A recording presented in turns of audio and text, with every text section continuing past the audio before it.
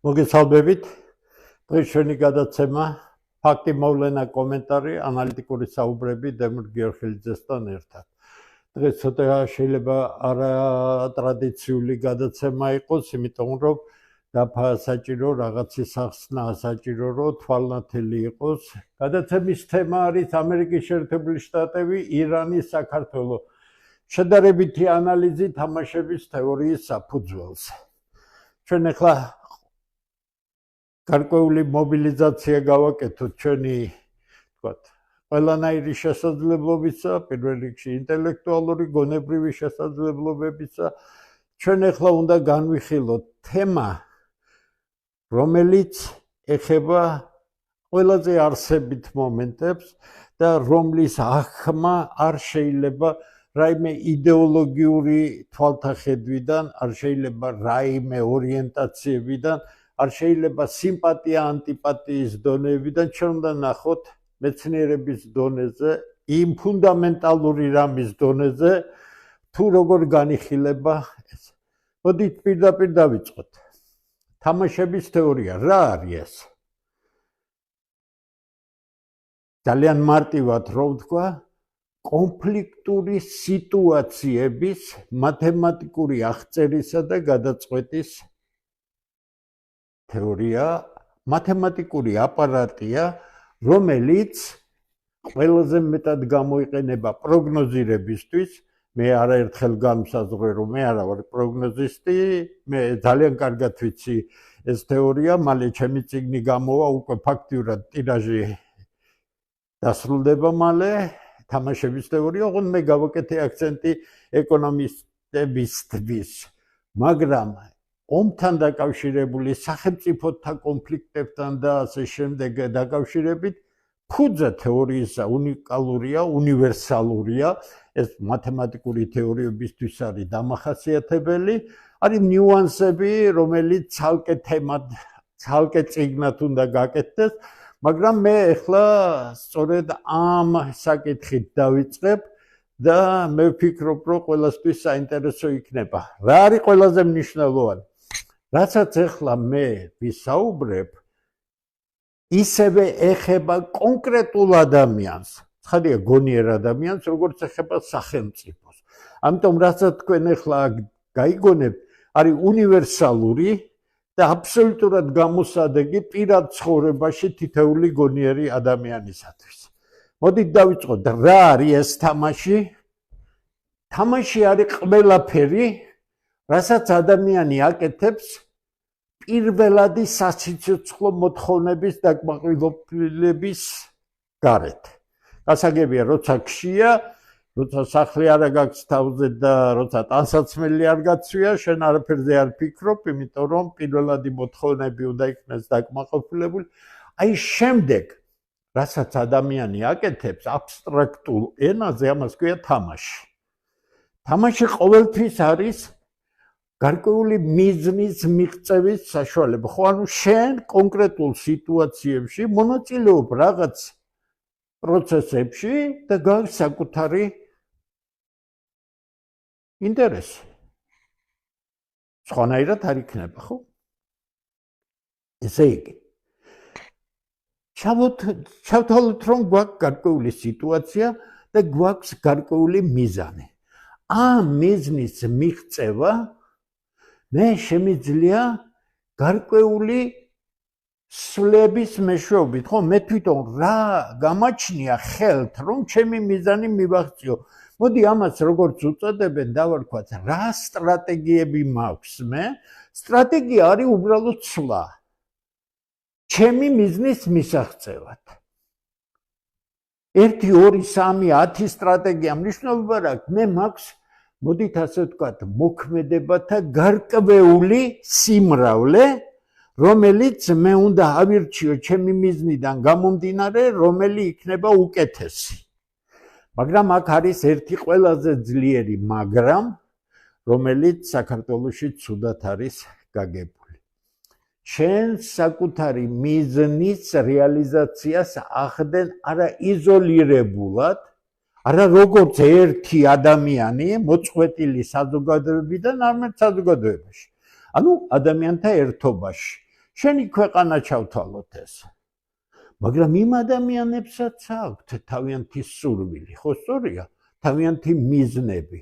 თუ ადამიანები რაღაც გარკვეული გონიერების ფარგლებში არ იქნებიან მოქმედნი, მათ მუდმივი კონფლიქტები ექნებათ, მათ შორის საკმაოდ დაუნდობელი კონფლიქტები. ხო სწორია? ეს როგორც იყო დაახლოებით პირველყოფილი საზოგადოების დროს, როცა ადამიანი ადამიანისთვის რა იყო გასაგები. ესე იგი, თუ მე გონიერი ადამიანი ვარ, მე უნდა მესმოდეს ანბანური რამ. იმ გარემოში, რომელშიც მე მოქმედებ, სხვა ადამიანებიც მოქმედებენ და ამდენად ჩემი მიზნის მიღწევაზე გავლენას ახდენენ ყველა ის ადამიანი, რომელიც ჩემს ირგვლივია, მათ შორის, რომელსაც შეიძლება მე ძალიან ბევრს საერთოდ არ ვიცნობდე. ესე იგი, თუ მე მოქმედებ რაციონალურად, მე იმის დამიხედვით, რამდენად კარგად ვიცნობ გარემოს, წარმოდგენილი მაქვს, მაგალითად, რატომაა კაი თქვათ ეროვნულად ერთგვაროვანი, ან და უკვე შენთან ჩამოყალიბებული ეთნიკური მრავალფეროვნება, რაც გვაქვს, მათი ფსიქოლოგიის და ყველაფრის კარგად ცოდნა, იმიტომ რომ შენ თუ არ ითვალისწინებ იმ გარემოს, რა გარემოშიც აკეთებ არჩევანს, შედეგი არ იქნება კარგი. ეს პრინციპულად ეწინააღმდეგება იმ ეგრეთ წოდებულ ველურ კონკურენციას, რომელიც სათავეს ადამ სმიტიდან იღებს, რომელიც საქართველოში საერთოდ ცუდად არის გაგებული, აქ თავარია შენ გინდოდეს, შენი თვითგამოხატვის უნარი ქონდეს, შენ მიზანს მიღწევდეს, სხვას არ აქვს მნიშვნელობა და ასე შემდეგ და ასე შემდეგ. ეს ჩამორჩენილი აზროვნების შედეგია. ეხლა ჩვენ დავალაგოთ, რაც ეხლა ვთქვით. გასაგებია, რაღაც პროცესში დადგება სიტუაცია, როდესაც ყველა ის, ვინც ჩვენს ირგვლივ გააკეთებს თავის ნაბიჯებს, თავის სვლებს, იმ სიტუაციაში მე უნდა მივიღო ისეთი შედეგი, რომელიც მე მაკმაყოფილებს. თუ ეს არ არის, მე რაღაც შემეშალა. ეს ყველაფერი ძალიან იოლად ექსტრაპოლირდება სახელმწიფოებზე. გონიერი სახელმწიფოები ასე იქცევიან. ამ სიტუაციაში რა არის ყველაზე მნიშვნელოვანი? ყველა ადამიანის სვლა თანაბარ უფლებიანია. ინფორმაციული ვაკუუმი ვიღაცისთვის არ არსებობს, რატომ? თუ შენ გონიერი ხარ, სხვა ქართველი გონიერია, მათ იციან რა გარემო არის, ხო? ახლა ქართველებზე უკეთესად ქართველის ბუნება არავინ არ იცის, ხო სწორია? ამიტომ აქ ვინმეც თავისი ნაბიჯის განხორციელებაში არ აქვს უპირატესობა სხვა ადამიანის მიმართ.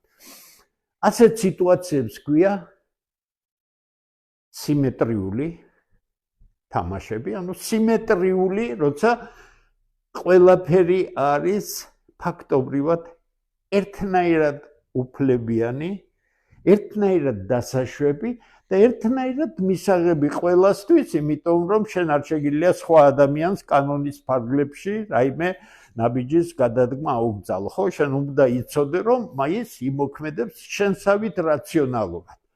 ეხლა რა ხდება იმ შემთხვევაში, თუ შენ გარემო არ იცი და მოდი ქუჩურად ვიტყვი, ფეხებზე კიდია მთელი საზოგადოება, შენ ხო თავისუფალი დემოკრატი ხარ, ევროპისკენ მიმავალი, სხვას რატო უნდა გაუწიო ანგარიში, მით უმეტეს წარსულში, ბჭყალებში ჩარჩენილ ქართველს, რომელსაც თავისი კულტურა აქვს, თავისი სარწმუნოება აქვს და ასე შემდეგ და ასე შემდეგ, ხო?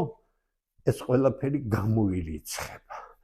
ეს ყველაფერი გამოირიცხება მხოლოდ იმის გამო, რომ არაგონიურული საქციელია. ჩვენ ვსაუბრობთ იმაზე, რომ გარკვეული მიზნის მიღწევას რაციონალური ადამიანები ახორციელებენ. ესე იგი, მოდით ახლა რაც მე ახლა ვთქვი, ჩამოვაყალიბებ, მე მინდა სურათი დაინახოთ, რისგან შედგება თამაში, იმიტომ რომ ეს ძალიან არსებითია შემდგომ იმისთვის, რომ მე ანალიზი გავაკეთო.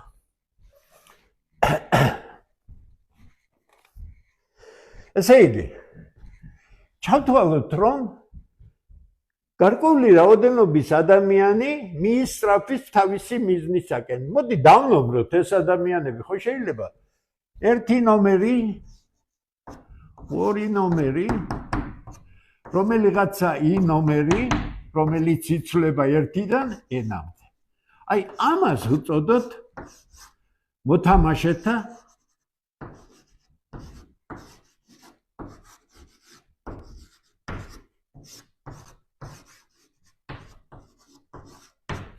გასაგებია. 1, 2, 3, 100, 120. I იცვლება 1-დან, ბოდიში, ეკუთვნის ერთს, ანუ იცვლება 1-დან n-მდე. ეს ერთი. მეორე. ჩვენ თქვით, რომ თითოეულ მოთამაშეს, ანუ რომელიღაცა მოთამაშეს, I-ურ მოთამაშეს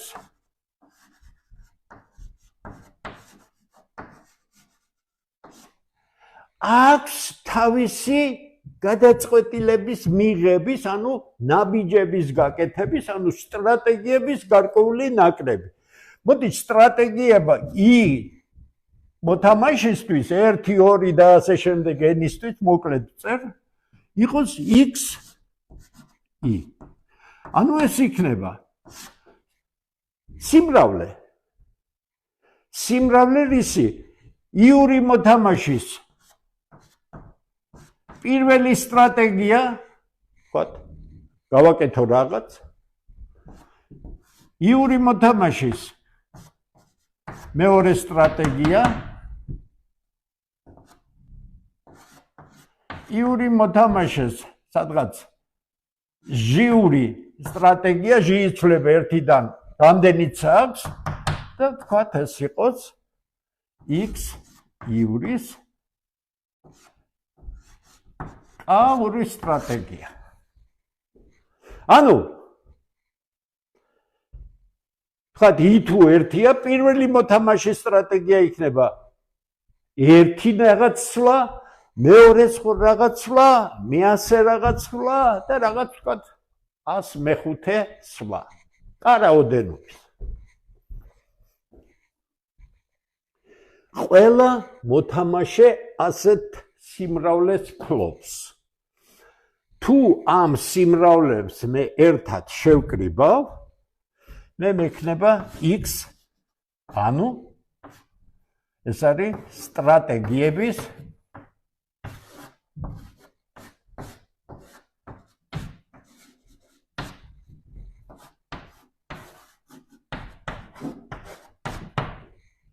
ყველა მოთამაშის ყველა სტრატეგია ერთად რა ვიღო, არ წერ ახლა. გასაგებია იოლი არის სტრატეგიების სიმრავლე. ესე იგი, ახლა მოთამაშეები ავწერე, მათი სვლები ავწერე. ახლა მე მაინტერესებს თითეული რაღაც შედეგს ხომ ეძებს ამ საერთო რაღაც მონაწილეობაში. ესე იგი მესამე. I-ური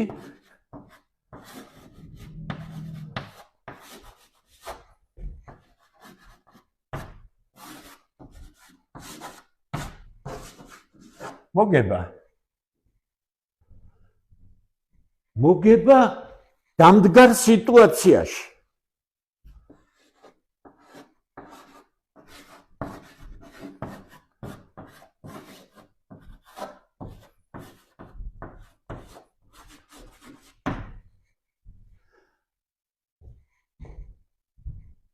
აღნიშნოთ, მოდი.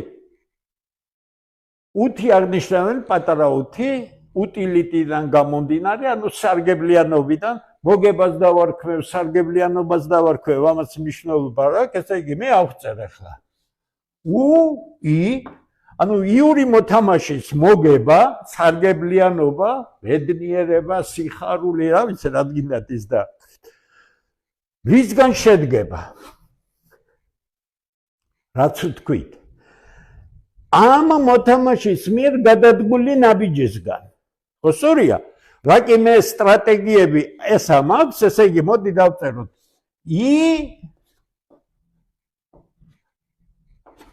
იური მოთამაშე გადადგამს რაღაც ნაბიჯს. მაგრამ რა კი მოთამაშეების რაოდენობა n-ია, გამოვაკელი ეს იური და დამრჩება n-1, ხო სწორია? ანუ ერთის გამოკლებით სხვა მოთამაშემ კიდე ხო გააკეთა ნაბიჯები. ესე იგი, რა კი ეს ბევრია, სიმრავლეს აღვნიშნავ, ამას ვექტორად აღვნიშნავ. -i. ანუ ეს არის ყველა მოთამაშის გაკეთებული ნაბიჯები, აქ x1, x2 და ასე შემდეგ, გარდა იური მოთამაშისა. იური აგერა, ეს რატო გავაკეთე? რომ მე აქ აღვნიშნავ იური მოთამაშის მოგებას. რა კი, მაგრამ თავარი რაც ვთქვი, იური მოთამაშის მოგება არ არის დამოკიდებული მხოლოდ მასზე. სხვაზეც არის, ეს არის პრინციპული მომენტი, რომელიც კარგად უნდა გვახსოვდეს. ესე იგი, დამდგარ სიტუაციას მე დავარქმევ სიტუაციას, როცა ყველა მოთამაშემ გადადგა ნაბიჯი.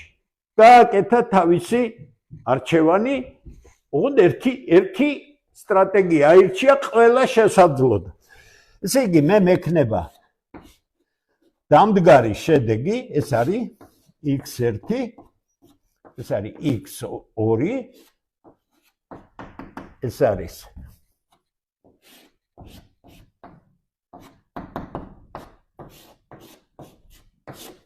აი ყველა ადამიანი, ყველა სახელმწიფო რომ გააკეთებს ნაბიჯს, თუ თამაში სიმეტრიულია, ყველაფერი ცნობილია, საერთაშორისო სამართალი არსებობს შეთანხმება, რისი გაკეთება შეიძლება, რისი არა, ჩვენ ვიცით ამ სახელმწიფოს რა უნდა, იმ სახელმწიფოს რა უნდა და ასე შემდეგ და ასე შემდეგ.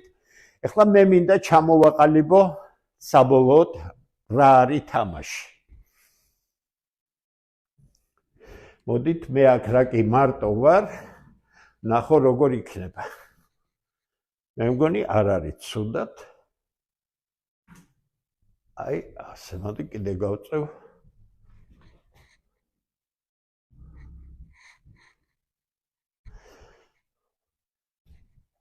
ბერძნული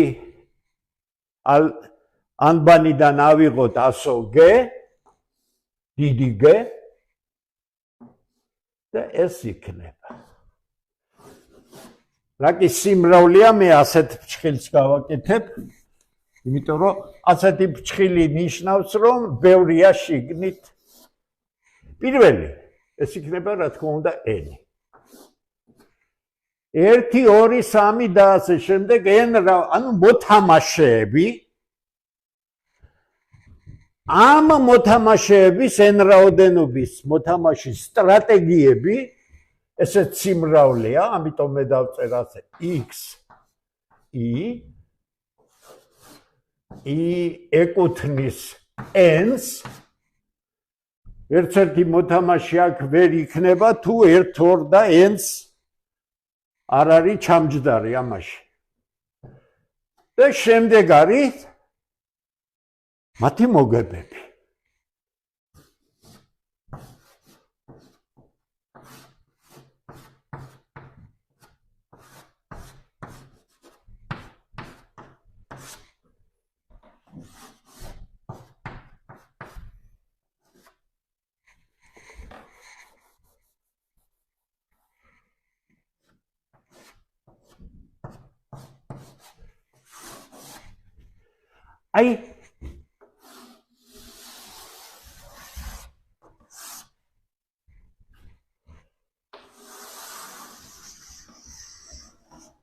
აი ამას ქვია თამაში. თამაში მე აქ აღწერე ეგრეთ წოდებული ნორმალური, ანუ სტრატეგიული ფორმით. ნახეთ, თამაში არის სამი ობიექტის ერთობლიობა. მოთამაშეები, მათი სტრატეგიების სიმრავლე, შეიძლება ვიღაცას მარტო ერთი ქონდეს, რა მნიშვნელობა აქვს, ჩვენ ზოგადად ვამბობთ სიმრავლე, ეს სიმრავლე ვიღაცისთვის შეიძლება იყოს 1 წევრი, ვიღაცისთვის შეიძლება იყოს 100 წევრი, არ აქვს მნიშვნელობა და მოგების ფუნქცია. თუ სიმეტრიული თამაშია, მე რატომ გავაკეთე ასე დეტალურად, იმიტომ რომ გასაგებად ეს ძალიან მნიშვნელოვანია. სიმეტრიული თამაში თუ არის, როგორც გითხარით, ყველა სტრატეგია თანაბარ უფლებიანია. არც ერთის წინაშე არანაირი პრივილეგია არ გააჩნია და არანაირი უპირატესობა, ყველა აკეთებს თავის სვლას, თავისი შეხედულების ფარგლებში და ამას ქვია სიმეტრიული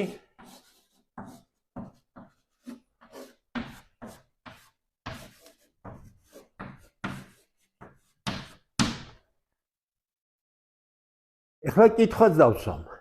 არის თუ არა საქართველოს ის გარემო, სადაც თავისი მიზნის მიმღწევი ადამიანი იმყოფება სიმეტრიულ მდგომარეობაში? ცხადია არა. რატო? ეს არის კლანური ქვეყანა, ეს არის არშემდგარი ქვეყანა, აქ არის ხელისუფლება, აქ არის ხელისუფლებასთან დაკავშირებული ბიზნეს ჯგუფები, 1000 სერვის მომსახურე ტიპები, რომლებსაც პრივილეგიები გააჩნიათ და ჩვეულებრივი ადამიანი. ესე იგი, რასაც მე ახლა შემდეგ ვიტყვი, იგი ეხება საქართველოში ყველა მოქალაქეს, ვინც არ არის ეგრეთ წოდებული სახურავის ქვეშ, კრიშის ქვეშ და არ არის კლანის წევრი. მეორე ძალიან მნიშვნელოვანი არის, როცა ასიმეტრიული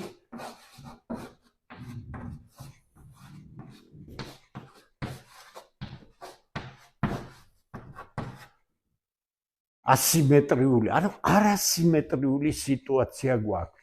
როდესაც ვიღაც, მოდი დავარქვათ ამას, იური მოთამაშე ძლიერია, გავლენიანია,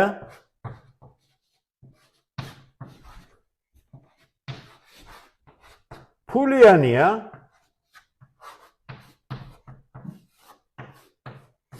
ოლიგარქია ან ოლიგარქის თითის ქვეშა,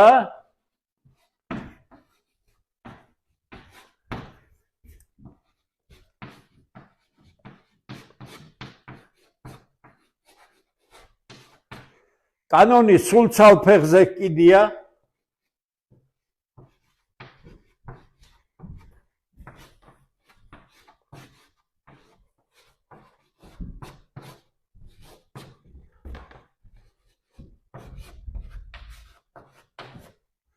და გარემოში სადაც ასეთი ტიპი არსებობს მეორე უფლებო ადამიანი ამასთან შედარებით, რომელსაც თავისი მიზანი აქვს. შედარებით სუსტია, ნაკლები ფული აქვს, დაჩაგრულია სამართლიანობის თვალსაზრისით, კანონგამოყენების თვალსაზრისით, ფაქტობრივად უუფლებოა და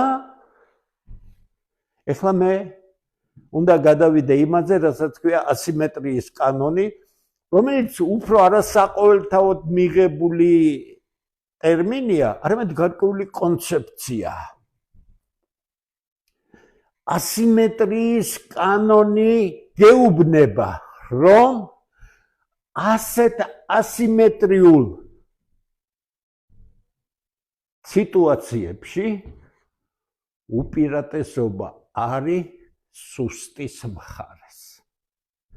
ეს არის ფუნდამენტალური კონცეფცია და ფუნდამენტალური გაგება იმისა, რომ და რატომ იმარჯვებდნენ ქართველები თავისი ხანგრძლივი ისტორიის მანძილზე უთანაბრო ძალებთან, მათზე ძლიერ ძალებთან, მათზე შეძლებულ ძალებთან და ეხლა ჩვენ ეს საკითხი უნდა გავარკვიოთ, მაგრამ თავარი ის არის, რომ ჩვენ ასიმეტრიის კანონი პირდაპირ გეუბნება. უპირატესობა არის სუსტის მხარეს. რატომ არის სუსტის მხარეს უპირატესობა? რატომ გააჩნია ძლიერთან შედარებით სუსტ გაცილებით უპირატესობა ეს რომ გავიგოთ ჩვენ ეს გავაკეთოთ საქართველოს, ირანისა და ამერიკის მაგალითზე.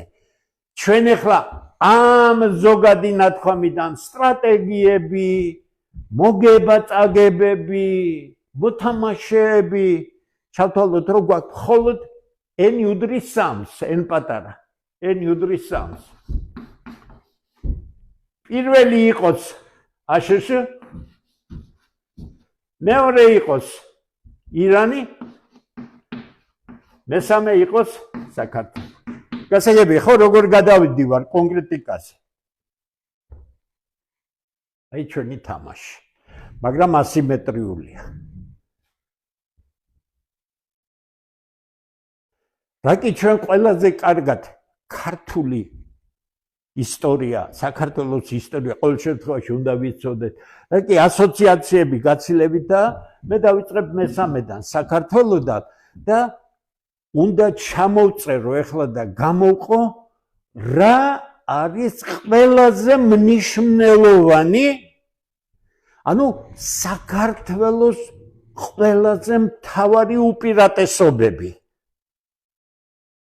იმისათვის რომ მე სწორად ვიმოქმედო მე მჭირდება იმის გაგება რომ ყველა უპირატესობა გაგებული უნდა იქნას ნეგატიურ კონტექსტში.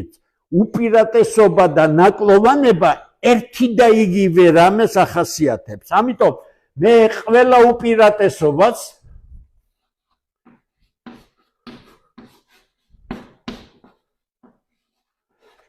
განვიხილავ აი ასეთ რეჟიმში, ანუ უპირატესობიდან გამომდინარეობს ნაკლოვანება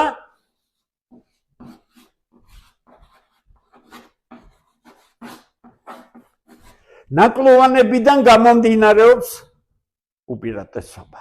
ესე იგი, რაიმე თქმა უპირატესობის თაობაზე რაღაც ავიღებ და ვიტყვი უპირატესობა ეს მე უნდა კრიტიკული აზროვნებით უნდა შეხადო ამ უპირატესობაში რა არის ნაკლოვანება. მოდით ახლა აი ეს გავაკეთოთ. დავიწყებ საქართველოსთან. ეხლა მე ისევ დავაყენებ ამას რომ კარგად გამოჩნდეს.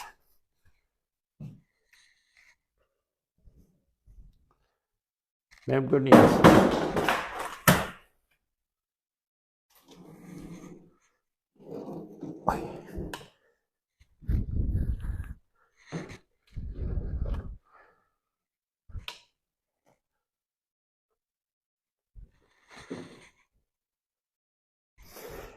მე მგონი კარგად გამოვა.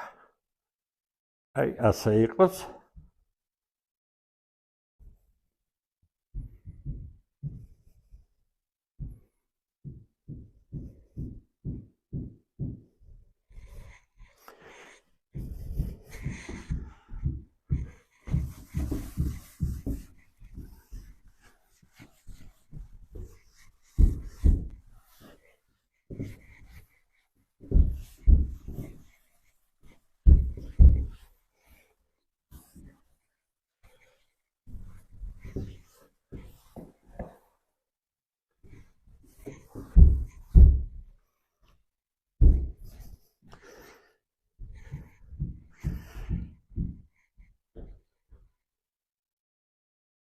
საქართველო.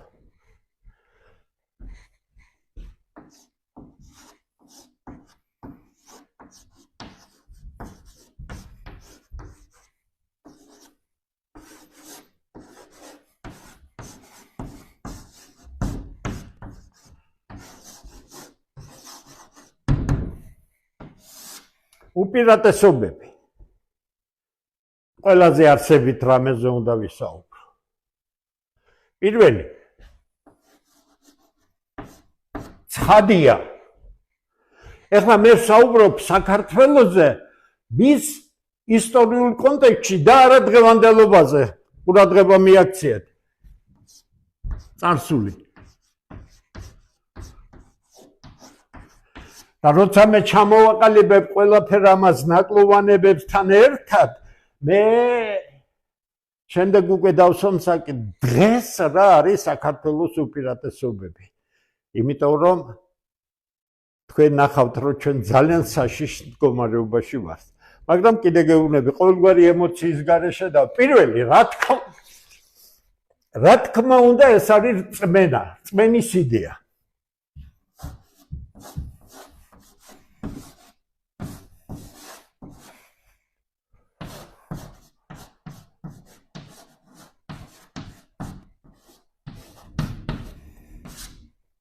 ეს არის უპირველესი ელემენტი უპირატესობებისა და სიძლიერისა, წმენა, იმიტომ რომ ურწმუნო ადამიანისგან რაიმე მოქმედებები ისეთი, რომელზეც მე ქვემოთ მექნება საუბარი, წარმოუდგენელია. წმენა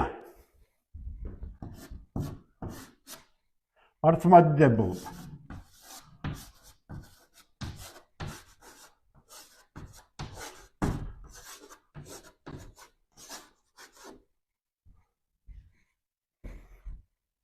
ორი აზრი არ არსებობს. რას წარმოადგენს მართლმადიდებლობა? არის თუ არა ის მოწამეებრივი რელიგია? რატომ ყავს ქართველებს ამდენი მოწამეები? და რას ნიშნავს მოწამებრიობა? მოწამებრიობა ნიშნავს იმას, რომ შენი ფსიქოლოგიური მდგომარეობა შენი განცდა ყველაფერი იმისა, რაც შენ გწამს, არის იმდენად მნიშვნელოვანი, რომ შენ შეგიძლია მსხვერპლად გაიღო შენი თავი საერთო კეთილდღეობისათვის. რატომ არ დათანხმდა არც ერთი ქართველი წმინდანი, როცა დამა თავიანთი თავისთვის შეეძლოთ, იგივე აიღეთ ქეთევან დედოფალი აიღეთ, იგივე ყახელი გმირები აიღეთ, ცხები აიღეთ. ესე იგი, აქედან გამომდინარეობს ის, რომ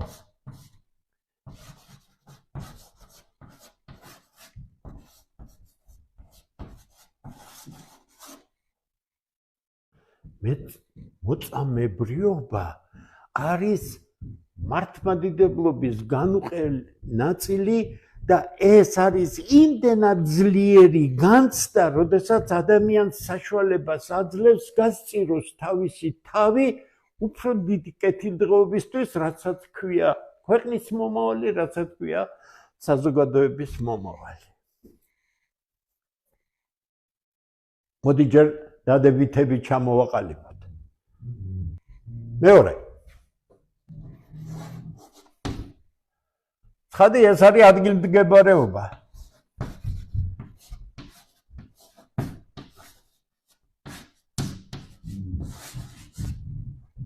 ან სხვანაირად თუ ვიტყვი, ეს არის რელიეფი.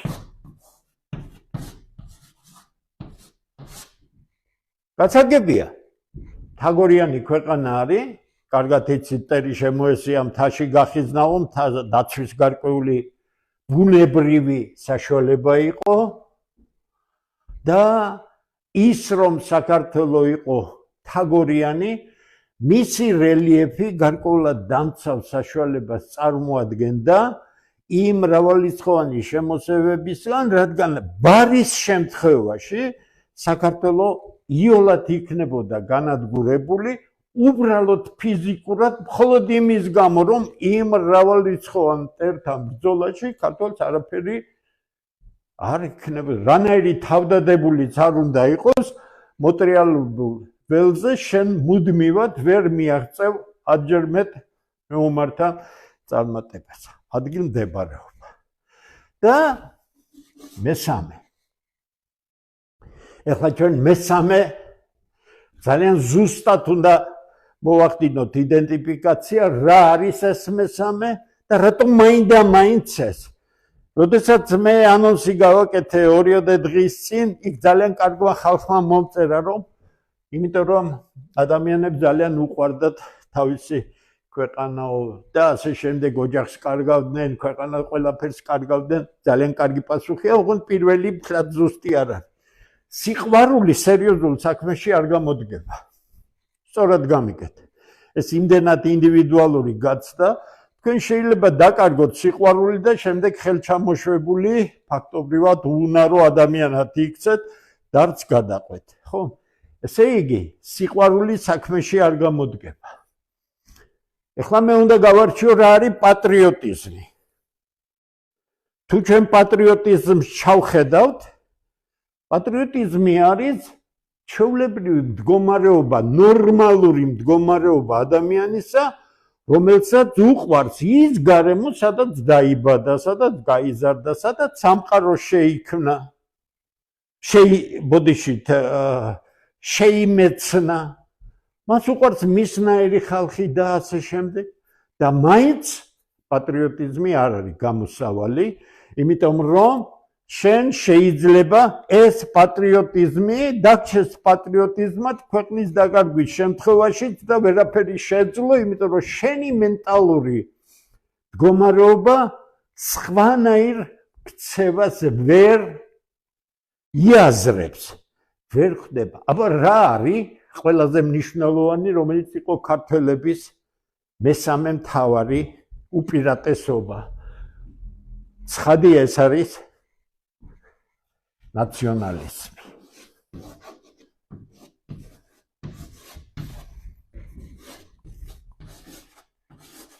ამ სიტყვას უნდა ზუსტი გაგება. ნაციონალიზმს საქართველოში იყენებენ უადგილოდ და აბსოლუტურად უარყოფით კონტექსტში, მაგრამ ეხლა მე დავშიფრავ რა არის ნაციონალიზმი. ნაციონალიზმი არის პატრიოტიზმის ზღვრული ფორმა, ანუ როდესაც პატრიოტიზმი, რომელიც შედგება შენი კულტურის სიყვარულისგან, შენი ენის სიყვარულისგან, შენი იდენტობისგან მთლიანობაში, აი ამას შეექმნა საფრთხე, შენ პატრიოტიდან იქცი ნაციონალისტად. შენ გახდი მებრძოლი ადამიანი, რომელიც არ ეგუება იმას, რომ ყველაფერი მას, რაც შენთვის ძვირფასია, საფრთხე შეექმნა. ნაციონალიზმი არის მებრძოლი პატრიოტიზმი. ნაციონალიზმი არის უკიდურესად გამწვავებული პატრიოტიზმი, როცა სხვა გზა არ დაგიტოვეს და შენ ხდები მებრძოლი და არაფრის უკან არ იხევ. აი ეს სამი ფუნდამენტალური უპირატესობა, რომელიც ქართველებს ჰქონდათ და რომლის გამოც ისინი მზად იყვნენ თავი შეეწირათ, ეხლა ყველაფერი უნდა გამცადროთ ცოტა სხვანაირად.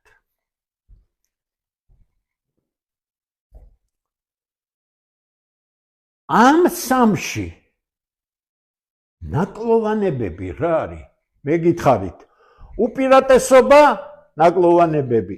არ არსებობს ცალსახად უპირატესობა, არ არსებობს ცალსახად ნაკლოვანებები. ყველაფერი არსებობს ერთსა და იმავეში. ცხადია. წმენა შეიძლება გახდეს პრობლემური და ნაკლოვანება თუ ის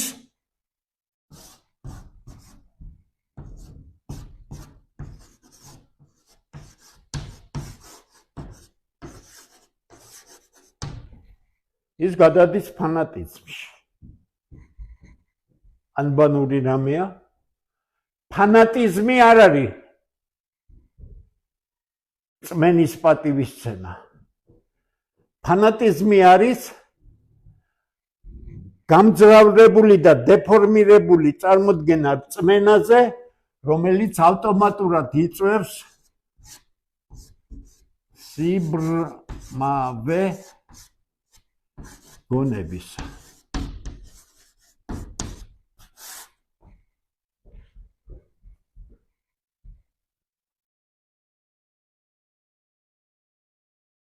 სიბრმავე გონებისა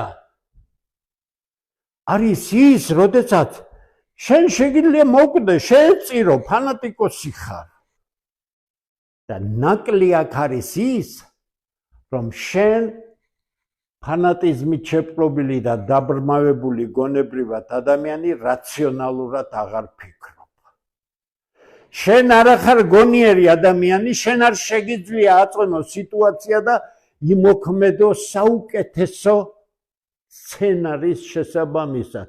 იმიტომ რომ შენი გონება ამას ვერ წდება.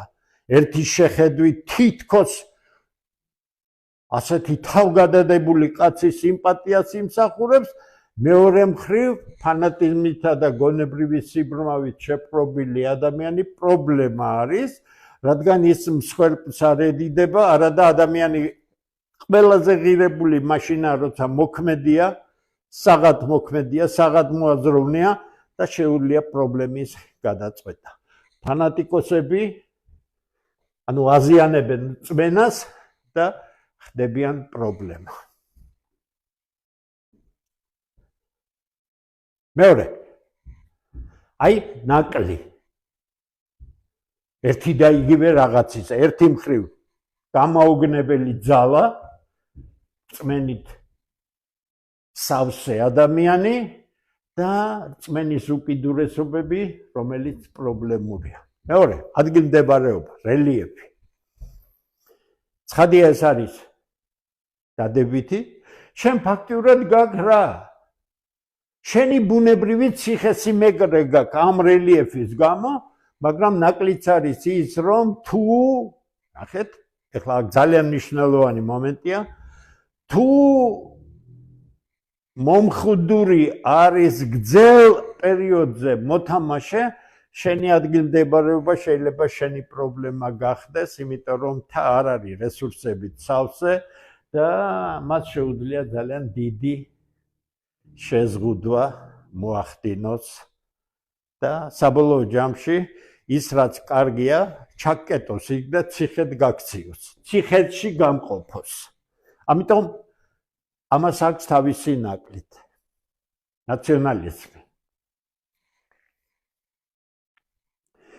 როდესაც შენ ეთნიკურად მრავალრიცხოვან ქვეყანაში ხარ და ჩვენი ისტორია ეთნიკური მრავალფეროვნებით, ანუ მოდით ასე ვთქვათ, ქართული ისტორიის სპეციფიურმა პროცესებმა და ეთნოგენეზმა საბოლოოდ ჩამოვაყალიბა ქართული ეთნიკური მდგომარეობა, საქართველოს ეთნიკური მდგომარეობა ისე როგორც არის.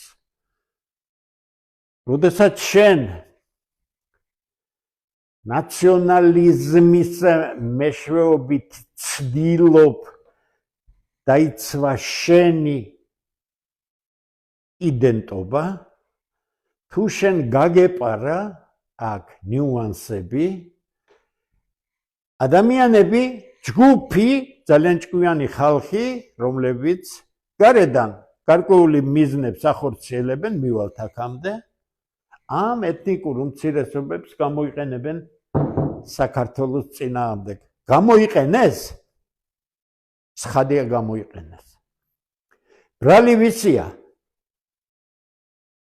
აი აქ ჩვენ სერიოზულად უნდა დავფიქრდეთ, იმიტომ რომ ქართველებს ამ სიტუაციაში რაღაც გაეპარათ, ერთი მხრივ აუცილებელი ნაბიჯები და მეორე მხრივ დაშვებული შეცდომები, როდესაც ეთნიკური უმცირესობები მომართული იქნა საქართველოს წინააღმდეგ. ეს მარტო 90-იან წლებს არ ეხება. ეხლა მოდი გადავიდეთ საქართველოს დღევანდელობაზე. რწმენა.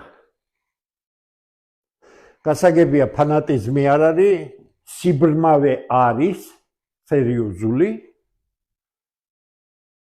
მაგრამ ქართულმა საზოგადოებამ დაუშვა ის, რაც არავითარ შემთხვევაში არ უნდა დაეშვა. მან ქართული საზოგადოების წიაღში გარედან დაფინანსებული უღმერთო და მეხუთე კოლონად ჩამოყალიბებული ადამიანებს 94 წლიდან ნება მისად ღია შეურაცხყოფა მიეყენებოდა წმენისთვის, ეკლესიისთვის, მართლმადიდებლობისთვის, მაცხოვარისთვის, ღვთისმშობელისთვის და ქართული საზოგადოება ნეგატიურ პასიურ დამოკიდებულებას იჩენდა და ამ გადაგვარებულ ნაძილებს, რომელიც მოვამრავლეთ ჩვენ საქართველოში, აბსოლუტურად არ ეშინოდათ, რომ მათ წინააღმდეგობა შეხდება. ესე იგი, როდესაც დღეს ჩვენ ვისაუბრებთ დღეს რა არის საქართველოს უპირატესობა, წმენაზე რა თქმა უნდა გავაკეთებთ აქცენტ, მაგრამ ვიტყვით რომ ეს არის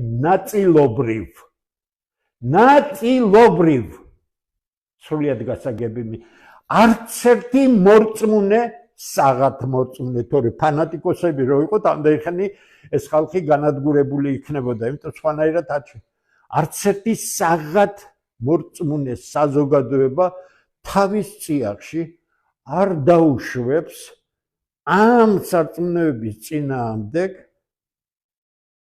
უხეშ, თორე არავინ არ გეუბნება იწამე, უკეთ ნუ იწამეთ.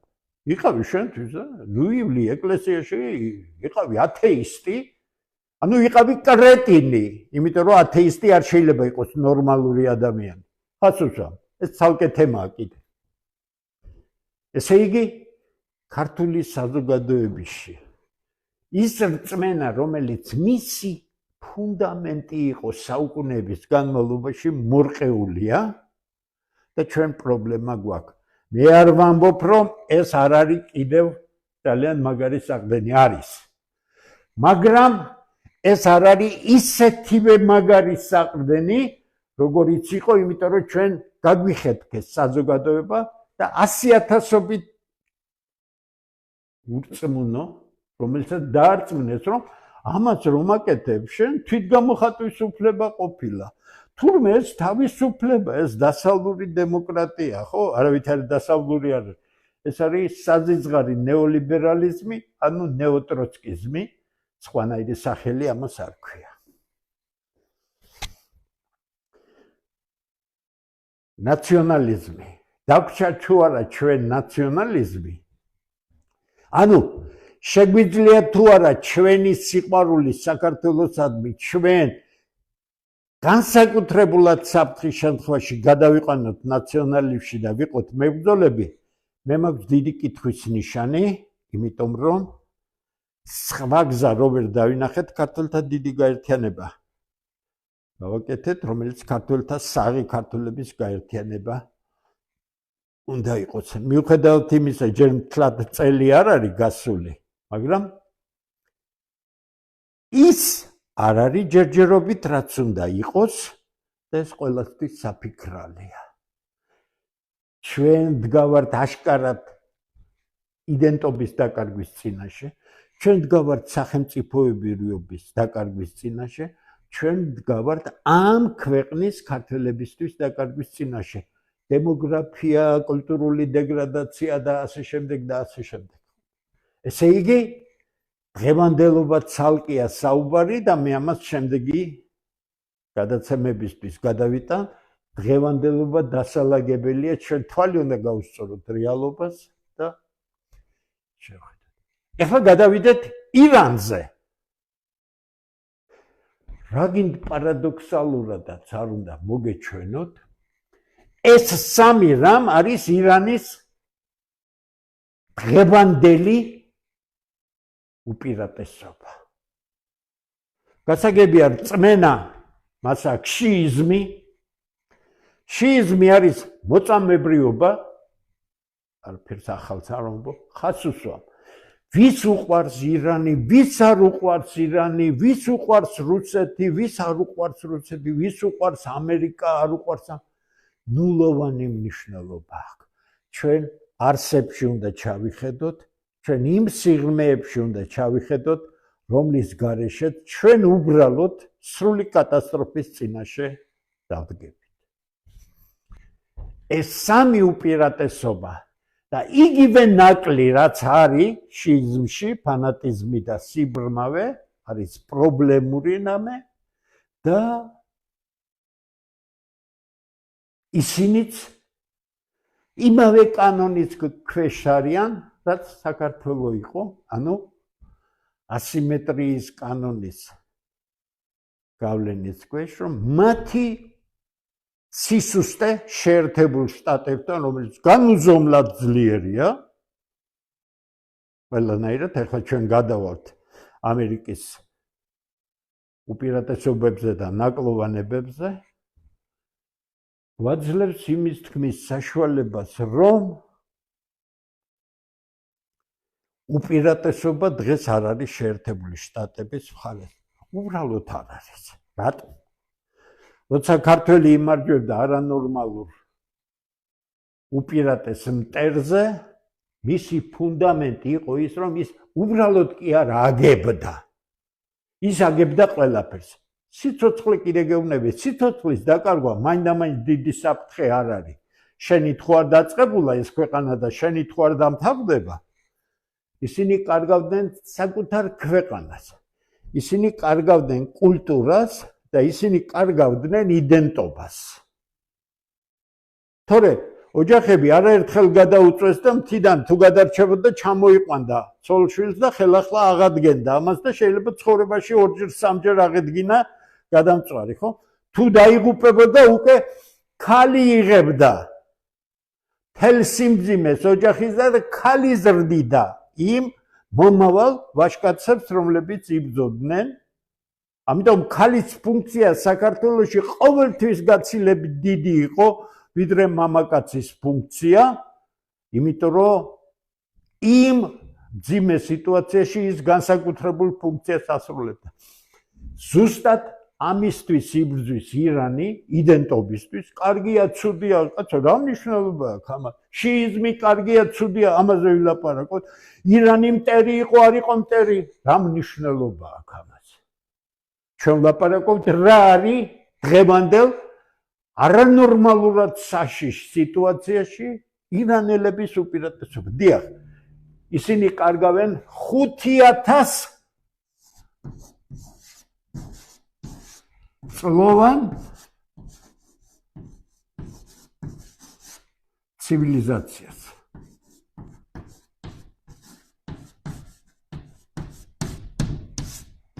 ხუთი წელი ერთ-ერთი ყველაზე ადრინდელი ბერძნულ და ებრაულ ცივილიზაციებთან ერთად ერთ-ერთი ყველაზე ადრინდელი ერთ-ერთი ყველაზე უდიდესი ცივილიზაცია კაცობრიობის ისტორიაში ძალიან ადრეულ ეტაპზე ესენი იყვნენ ძალიან მაღალი დონის ინჟინრები რომლებიც უამრავ რაღაცებს აშენებდნენ აკეთებდნენ წყალგაყვანილობები ეს იყო პირველი ქვეყანა რომელსაც საგადასახადო სისტემა შემოიღო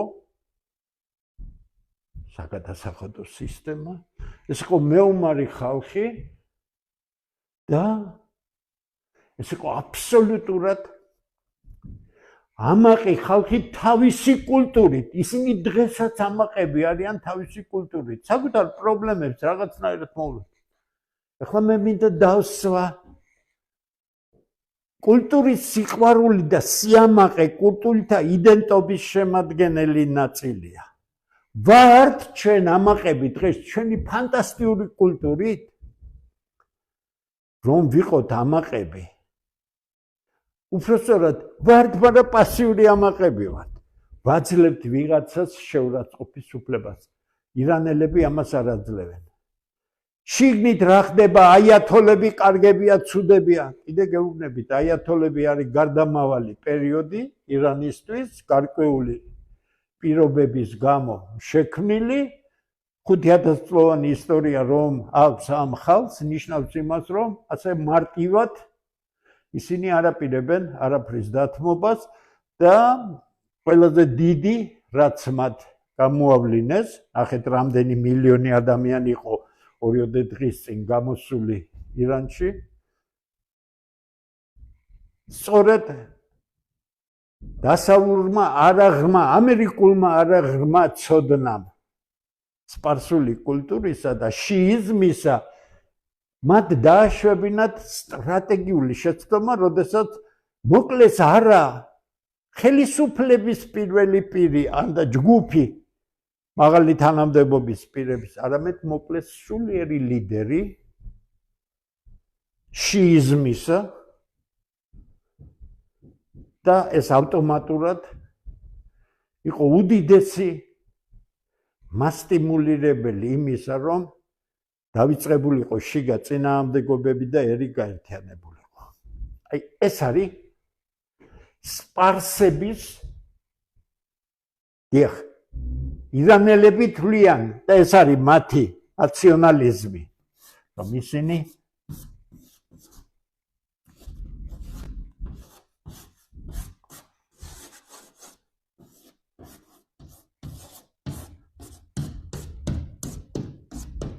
და მას ისინი არაპირებენ, რომ დათმონ და შეიძლება ითქვას, რომ ასიმეტრიის კანონი პირდაპირ ამბობს, რომ დღეს უპირატესობა არის ირანის მხარეს.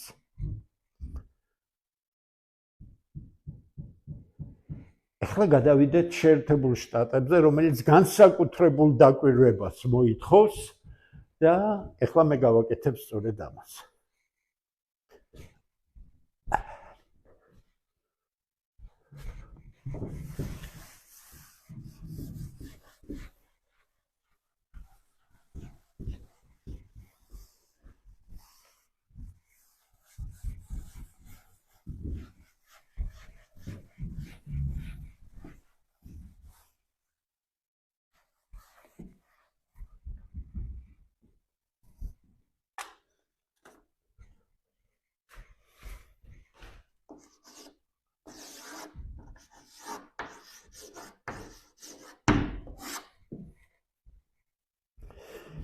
ამერიკის შეერთებული შტატები დღესდღეობით არის მსოფლიოში პირველი სახელმწიფო. არავინ არ მალავს იმას, რომ ეს არის დიდი იმპერია, კოლოსალური სამხედრო პოტენციალის მქონე, უზარმაზარი ქვეყანა, თითქმის 300 რამდენია 351 მილიონზე მეტი იყო მე ვნახე ერთი წლის უკან. რაღაც 345-მდე შეიძლება არის. ესე იგი, მოსახლეობა არის 345, ირანში არის 93. ანუ თითქმის 4-ჯერ, თლათ არა, მაგრამ მაინც. ტერიტორიულად სულ მესამე ქვეყანაა მსოფლიოში შეერთებული შტატები და უპირატესობები თუ იქნება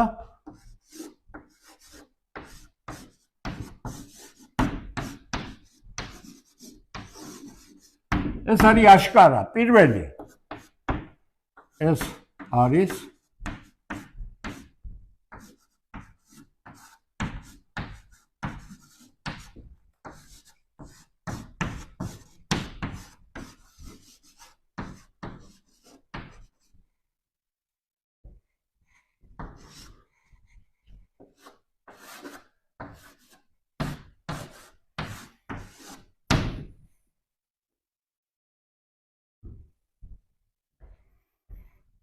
ამაში ეჭვი შეტანა არ შეიძლება. სახელმწიფო, რომელიც აგებულია კლასიკური დასავლური მოდელის საფუძველზე, ანუ კონსტიტუციურად ეს არის. მე ახალაც ლაპარაკობ არა მაინც დღევანდელობაზე, დღეს ცოტა უფრო დამახინჯებული სიტუაცია ამერიკაში, მე ვაპარაკობ კლასიკურ ამერიკულ სახელმწიფოზე, ინსტიტუტები, კონსტიტუციურად გაწონასწორება შეკავების მექანიზმები, ანუ ეს ყველაფერი ქმნის იმას, რასაც ქვია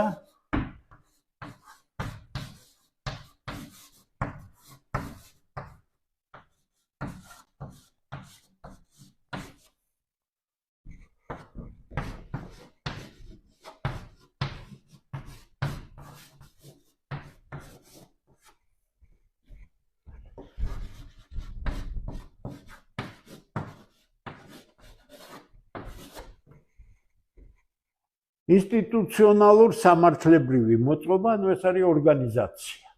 ყველაფერი ორგანიზებულია, ყველაფერი დალაგებულია კონსტიტუციის მიხედვით.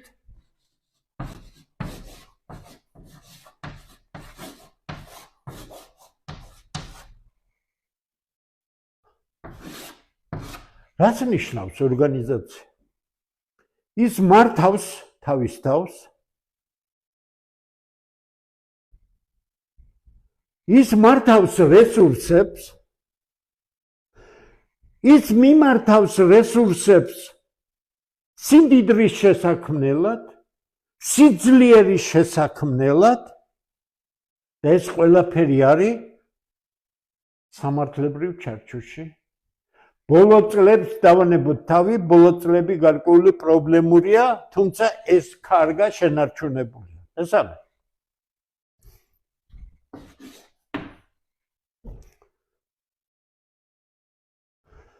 უმდიდრესი, ურთულესი სტრუქტურის მქონე ორგანიზაციული სტრუქტურა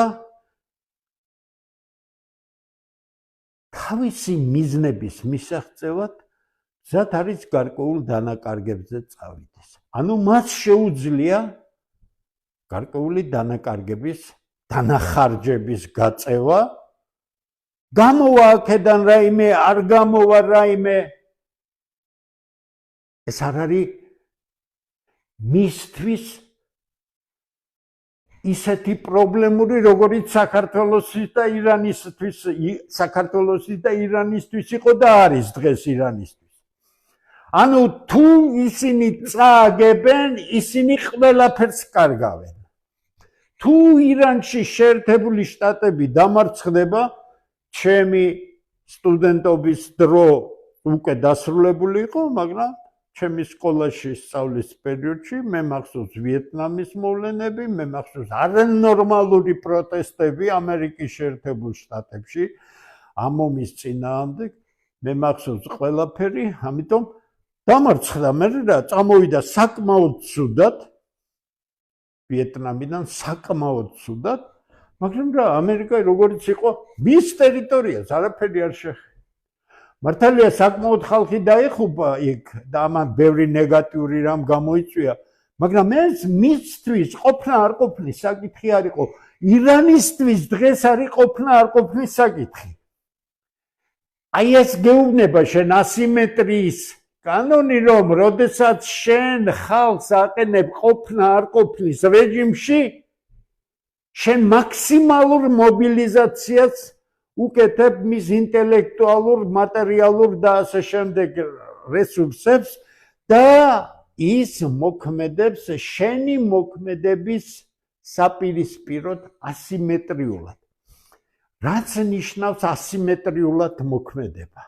როდესაც მე დასაწყისში თითეული მოთამაშის სტრატეგიები განვიხილე, ეს ხო წმინდა სტრატეგიები, ყველასთვის ცნობილი.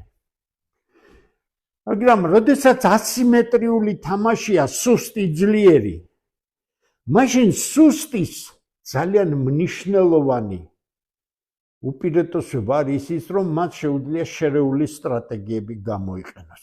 არა სუფთა სტრატეგიები, არამედ სუფთა სტრატეგიებს თითეულს მიუყენოს გარკვეული ალბათობა და მან სტრატეგია სრულიად მოულოდნელობით შეიძლება შემთხვევითი გზით აირჩიოს. ეს დიდი ძლიერი სახელმწიფოსთვის არის მოულოდნელობა და სერიოზული, რომ იტყვიან, პრობლემების შექმნა. ესე იგი, შეერთებული შტატები, ორგანიზაცია და დანაკარგები.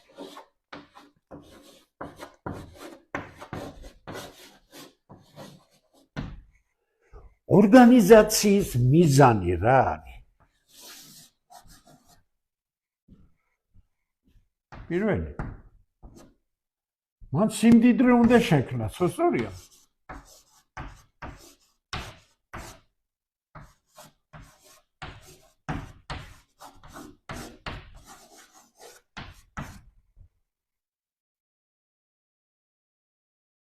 სიმდიდრე განამარტო კაი ცხოვრება არის, მატერიალური. სიმდიდრე ქმნის და კარგი ორგანიზაცია მეცნიერებას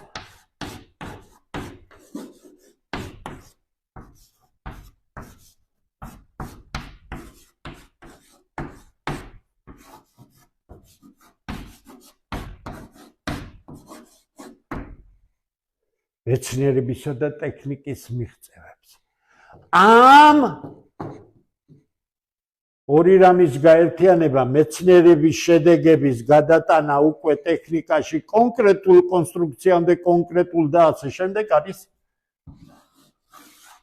ტექნოლოგიები.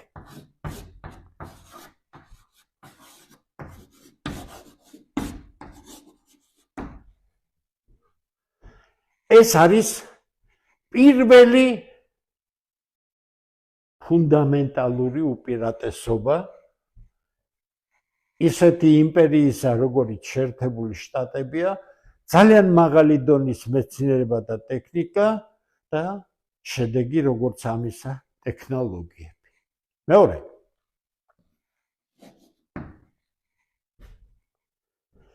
მე რაკი მომსწრე ვარ და რაკი დასავლელ მიგრანტებთან ერთად გავიზარდე სრულიად ახალგაზრდა 4 წლის ასაკიდან ყველაფრის საქმის კურსში ვიყავი, ყველაფერს მაწვდიდნენ. ჩემი სკოლის ასაკში 60-იანი წლების განმავლობაში შესანიშნავად ვიცოდი ბოლო კლასებში New York Times-იც, Washington Post-იც და ასე შემდეგ. ეს სხვა გაზეთები იყო. ესენი არ იყვნენ კორპორაციული გაზეთები, იმიტომ იყო იქ პრესის თავისუფლებაო, სიტყვის თავისუფლებაო, ეგ არიქა, ესე იგი როგორ საშინელი სკანდალები, როცა თვალთვალის აკეთებდნენ პრეზიდენტების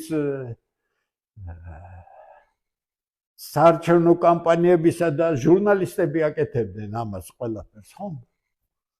მაგრამ დრო გავიდა და ხდება ამ თავისუფალი მართლაც მაღალი კლასის მედიის კორპორაციულ მედიად ტრანსფორმირება და იმპერიის ხელში ის ხდება პროპაგანდის სიარაღი.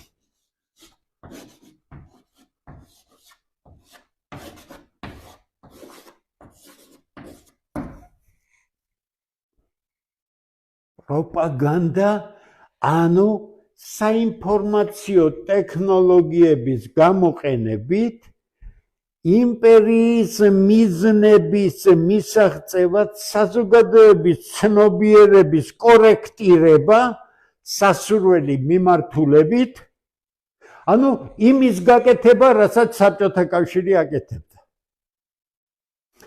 ეხლა ყველაფერს რომ თავისი სახელი დავარქვათ, თანამედროვე პროპაგანდა, თანამედროვე საინფორმაციო ტექნოლოგიები თავიდან ბოლომდე აგებულია ორი ტოტალიტარული რეჟიმის ორ ძალიან ჭკვიანი ადამიანის გენიალურ მიგნებებზე. მე მიგნებას ვამბობ, კარგია, ცუდია არ ვამბობ ამას, მე ვამბობ ესა რა თქმა უნდა სტალინი და ესა რა თქმა უნდა ჰებელსი. მთელი თანამედროვე საინფორმაციო ტექნოლოგიები აგებულია სტალინისა და ჰებელსის მიგნებებზე. ამიტომ პროპაგანდა, რომელიც მიზანმიმართულია, პროპაგანდა არ უშვებს თავის სივრცეში კონტრპროპაგანდას. ანბანური რამეა, ხო სწორია? რაკი კონტრპროპაგანდა არ არის, მისი ბლოკირება შეიძლება მხოლოდ ერთი გზით, ცენზურით.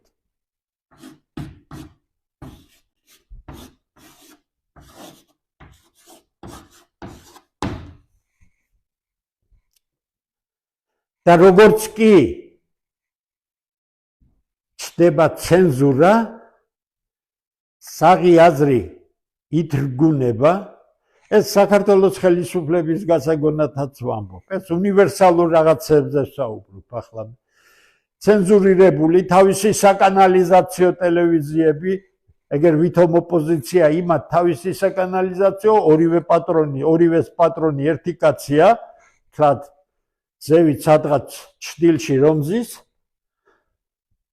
როგორც კი ცენზურა ჩდება, საღი აზრი კვდება საზოგადოებაში, ადამიანებს, პროფესიონალ წრეებს არ ეძლებათ საშუალება კრიტიკულად შეაფასონ, თუ გნებავთ ხელისუფლების მოქმედება, თუ გნებავთ საგარეო პოლიტიკა, თუ გინდათ საშინაო პოლიტიკა და ასე შემდეგ და ასე შემდეგ და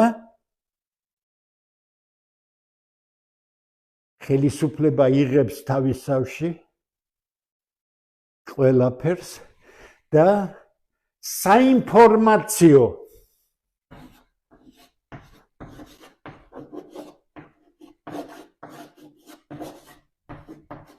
ტექნოლოგიების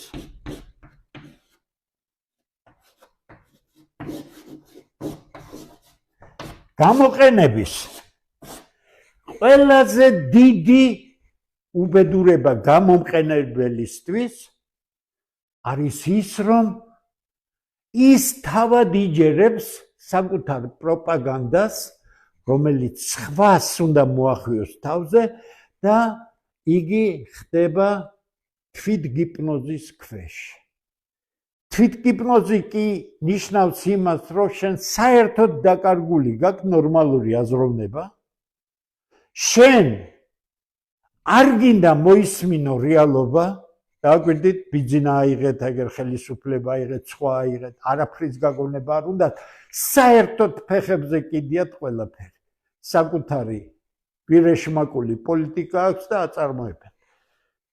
ამ ყველაფერს, ცენზურას შეზღუდებს და ასე შემდეგ, მოძდებს საღი აზრის დათქმვა, დისკუსიის მოშლა, იმ სიძლიერის, რაც ამერიკას ჰქონდა, როგორც გახსნილი საზოგადოებისა, სადაც დისკუსია ჩვეულებრივი იყო და ძალიან მწვავე დისკუსია, ის რომ შესაძლებელი იყო მსოფლიოდან ყველა მისწრაფულიყო იქეთკენ საუკეთესო გონებრივი უნარის მქონე ადამიანები, მეცნიერები და ასე შემდეგ და ასე შემდეგ, დღეს მოექცა ძალიან მძიმე მდგომარეობაში და ამ ყველაფერმა და იდეოლოგიურმა შაბლონებმა გამოიწვია ის, რომ არაერთხელ დავწერე და მე ჩემით არ მომიგონია ეს ვაკვირდები ამას ყველაფერს. დღეს ჰუმანიტარულ პოლიტიკურ მეცნიერებებში ნულოვანი დონის განათლებები მიიღება ჰარვარდში, იელში, ჯორჯტაუნში, ნიუ-იორკის და ამგენის მოდი ვთქვათ, სუროს ლიგის 8 უნივერსიტეტში, ბრაუნი და კიდე ვიღაცებია, იმიტომ რომ იდეოლოგია, რომელიც ამერიკაში შეთვისებული იქნა ტოტალიტარული სახელმწიფოებიდან, სწორედ გერმანიის ტოტალიტარიზმმა და საბჭოთა ტოტალიტარიზმმა ყველაზე დიდი დარტყმა დემოკრატიას მიაყენა, რადგან ის ორი აღარ არსებობს, მაგრამ ტოტალიტარიზმი უკვე დასავლურ სამყაროში იწყებს ფეხის მოკიდებას და ამ კონფლიქტის პირობებში მას უჩნდება სერიოზული პრობლემა. ტექნოლოგიების უკუჩვენება რა არის ერთი მხრივ, რა ტექნოლოგია არა. რა გახდა ცნობილი? როდესაც თქვენ ძალიან მაღალი დონის ტექნოლოგიებს ქმნით, თქვენ ტექნოლოგიებზე დამოკიდებული ხდებით. და თქვენი გონება იწყებს ნაკლებ მუშაობას, ნაკლები დატვირთვით ფიქრს, შემოქმედებით და რა აღმოჩნდა? ესე იგი, ამერიკელები და ებრაელებსაც იგივე დაემართათ, იმდენად გაერთნენ ტექნოლოგიებში, რომ ირანზე თავდასხმის გადაწყვეტილება მიიღეს ხელოვნური ინტელექტის მეშვეობით. ხელოვნური ინტელექტი ბჭყალებში არავითარი ხელოვნური ინტელექტი არ არსებობს. ახალგაზრდებს ვეუბნები, მე ძალიან ახლოს ვიყავი და ვარ კიდევაც ამ ყველაფერთან. თავი არ გაიფუჭოთ. ნახეთ, ეხლა მე გეტყვით ისეთ რამებს, კიბერუსაფრთხოების ყველაზე მაღალი დონის სპეციალისტებმა იციან ანბანური რამ. მე მანქანურ სწავლებაში მაგალითად 2-3 კურსის ისეთი დონის წაკითხვა შემიძლია, რომელიც რაც არის ამ წუთში საუკეთესოდ მსოფლიოში, ხო, მაგრამ მე ქართულ გარემოში ვერ ხედავ ახალგაზრდებს, ვისაც ეს ყველაფერი აინტერესებს. ნახეთ რა მოხდა. ხელოვნური ინტელექტი გახადეს გადაწყვეტილების მიღების სუბიექტად, რაც იყო გაუგონარი შეცდომა ამერიკელების მხრიდან და დაერტყათ თუ არა ამერიკელებს ირანისთვის, ხელოვნურმა ინტელექტმა ამოუგდო